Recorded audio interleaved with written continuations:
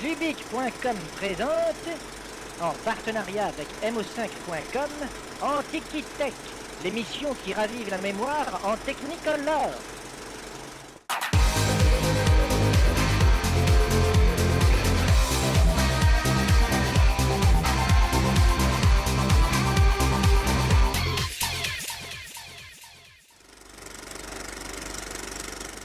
Bonjour, dans cette émission, nous allons vous présenter une console de jeu hors norme. Elle se nomme Neo Geo et sort en 1990 en même temps que la Super Famicom ou Super NES de Nintendo. La distribution de la Neo Geo reste confidentielle et pour cause, la console et ses jeux sont commercialisés à un prix qui dépasse les bornes. Et c'est bien le cas de le dire puisque la Neo Geo n'est pas vraiment une console de salon mais plutôt une véritable machine d'arcade recarrossée. La plateforme a marqué l'histoire grâce à ses capacités 2D exceptionnelles, ses jeux mythiques ou même sa longévité incroyable, puisque la production ne s'arrêtera qu'en 2004, soit 14 ans plus tard. À quoi ressemblait celle qui était surnommée la Rolls des consoles? De quoi était-elle capable? C'est ce que nous verrons aujourd'hui avec Benjamin de Pix'n'Love. Benjamin, bonjour. Bonjour. Alors aujourd'hui, on va parler d'une machine de rêve, c'est ça? Tout à fait, ouais. Donc ça va être la Neo Geo de SNK. D'accord. Une machine qui à l'époque était extraordinaire par ses capacités techniques. Alors celle-là, tout le monde ne l'avait pas à la maison, quoi, clairement. Oui. C'était une console qui était réservée, on va dire, à un cercle limité de joueurs. Fortuné. Voilà, forcément par son prix, par son réseau de distribution qui était quand même plus limité que les consoles comme la NES ou la Mega Drive. Et puis forcément, la qualité des jeux, quoi, si elles sont vendues, si la console est vendue aussi cher, c'est aussi parce qu'on a l'arcade à la maison et donc sans compromis. Sans compromis. Tout Alors à fait. déjà on va commencer par voir un petit peu à quoi elle ressemble. Donc là on en a une en face de nous. Oui. Donc finalement elle n'est pas si énorme que ça. Hein. Machine d'arcade, tu t'imagines un meuble complet. Non, là vraiment c'est du compact, quoi. Tout à fait, ouais. Donc elle est très compacte. Ils ont en fait mis une carte mère et puis ils sont contentés de mettre le minimum. D'accord. Pour effectivement avoir quelque chose de compact, parce que c'était aussi prévu pour l'allocation dans les vidéoclubs et tout ça. Donc il fallait que la machine soit pas non plus trop imposante pour que les gens puissent la ramener chez eux quand ils la louent, et puis forcément, ça reste une console. Et en fait les pads, eux, ils sont même presque aussi gros que la console en elle-même. Là-dessus, ils n'ont pas fait de concession, c'est-à-dire qu'ils ont voulu apporter l'arcade à la maison, et on voit...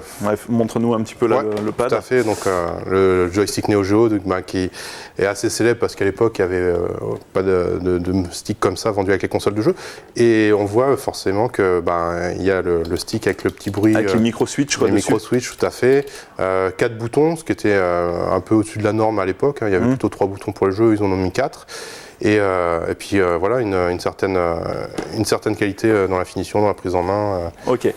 Alors côté, alors tu venais insérer tes jeux là-dedans. Donc il y en a un de jeu là d'ailleurs pour voir un petit peu à quoi ça pourrait ressembler, parce que là c'est assez rigolo quand même, la taille d'une cartouche, c'est pas commun, quoi. Voilà, on va prendre la boîte donc. Alors, ceci est une boîte de jeu Neo Geo. Voilà, tout à fait. C'est Samurai Spirits qui est connu aussi, Shin Samurai Spirits qui est connu sous le nom de Samurai Shodown 2. Ok. Donc là, ça c'est la boîte. Bon, elle est assez imposante. Ouais, ça fait boîte de VHS, mais en plus gros encore. Tout à fait, ouais. C'est à l'image un peu de la console. D'accord. Et bon, le jeu, je l'ai en main, mais finalement, il y a quasiment que le jeu dans la boîte. Hein. C'est là où c'est assez impressionnant, c'est que ça remplit toute la boîte, quoi. Voilà, donc voilà, là on voit une cartouche. Une cartouche Neo Geo qui doit être un peu plus gros que la cartouche doit être un peu plus grosse qu'une console comme la PC Engine que vous avez certainement traité. Ok, donc là c'est bien imposant et tu vas retrouver 2 rangées cette fois sur la base. Tout à fait.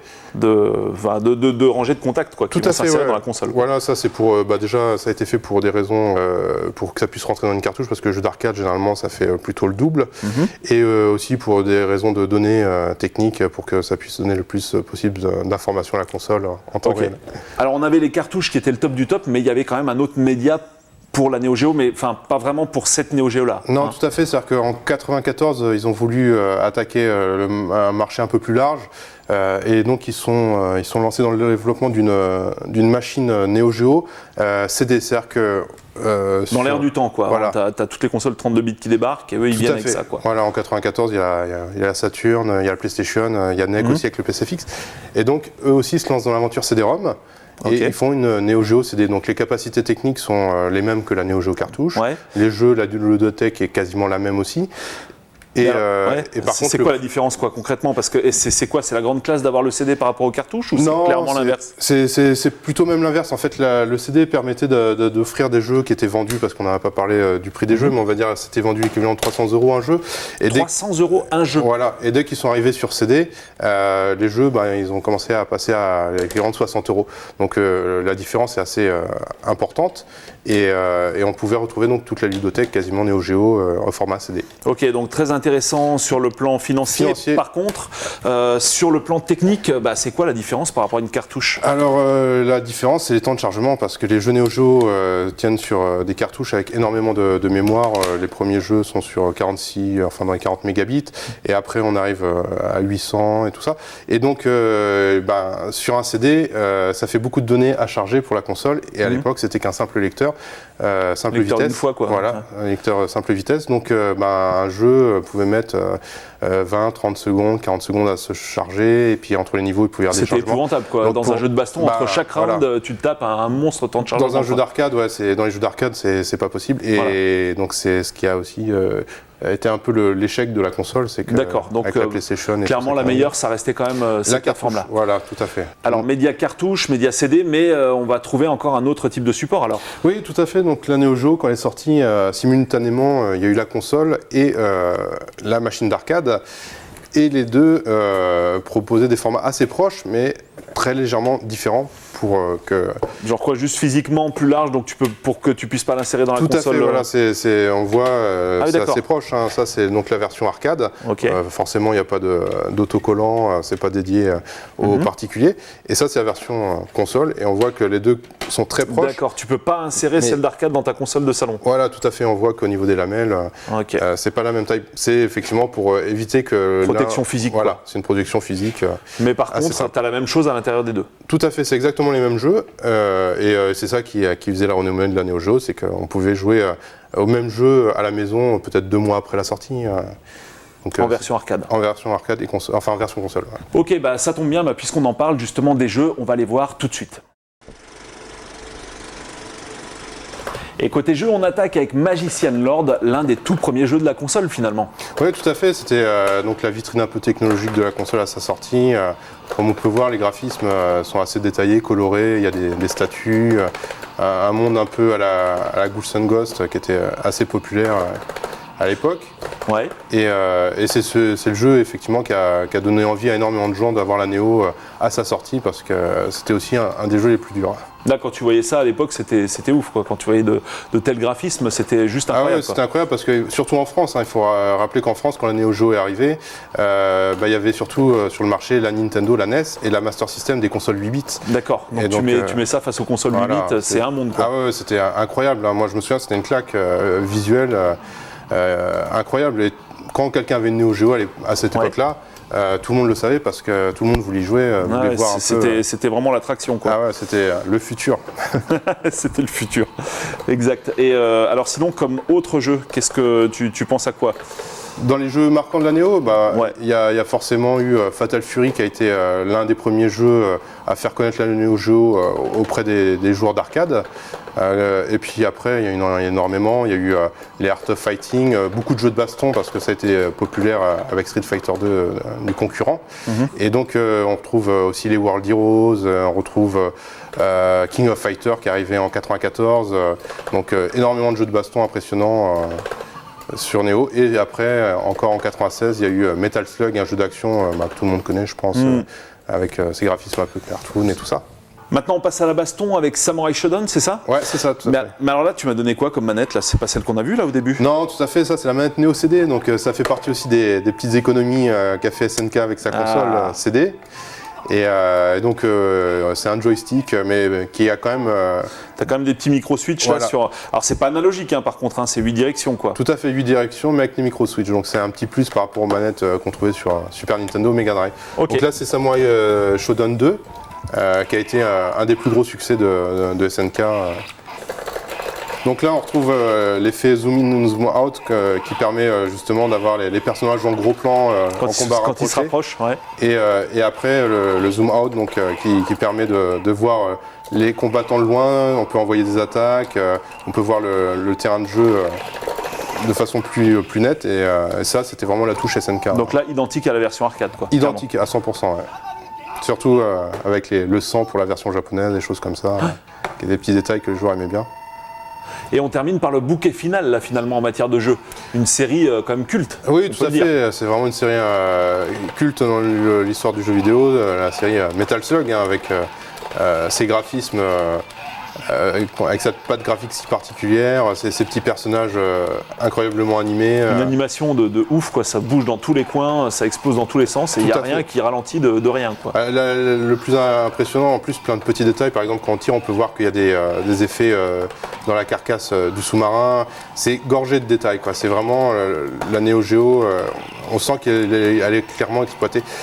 Le jeu en plus est sorti en 96, donc il est sorti à une époque où la 3D régnait partout et était la norme. Ouais, là c'est pas piffé de la résistance, quoi. On s'accroche à la 2D corps et âme, mais on arrive à faire quand même des trucs de malade, quoi. Et ça a été un succès en arcade incroyable.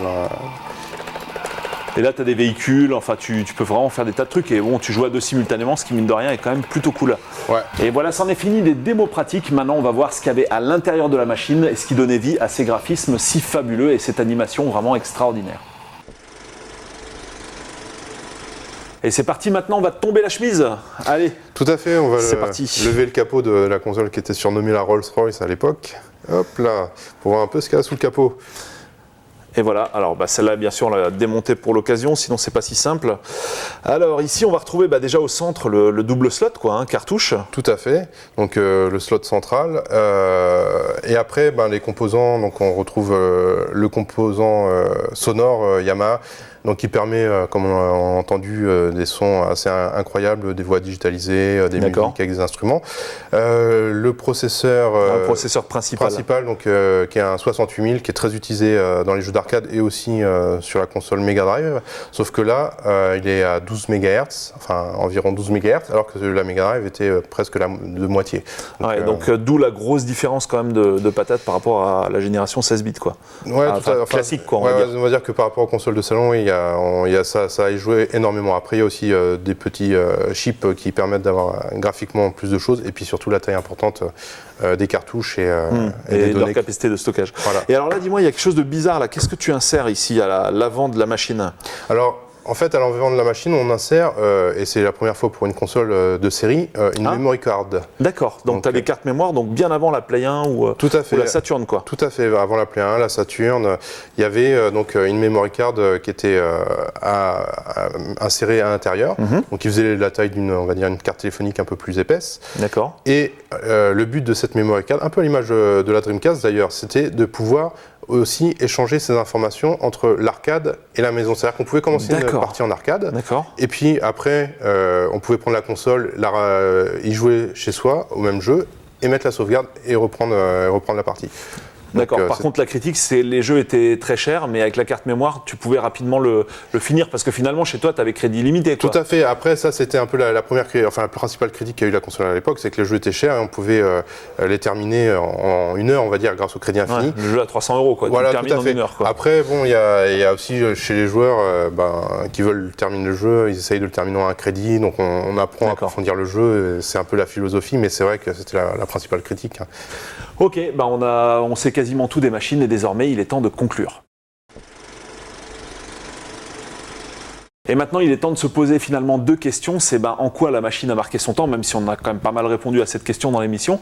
Et aussi, qu'est-ce qui fait que finalement, elle a fini par disparaître, mais 14 ans plus tard, quoi. C'est énorme. Oui, donc pourquoi elle a marqué son temps, c'est évident. C'est parce que graphiquement, ça a apporté l'arcade à la maison. C'était le top du top. C'était des graphismes qui étaient au-dessus de tout ce qui se faisait dans les consoles de salon. C'était aussi les manettes. C'était des manettes assez imposantes d'arcade. Des jeux de baston, à l'époque où Street Fighter 2 était populaire sur Neo Geo, on trouvait des tonnes de jeux de baston de qualité incroyable.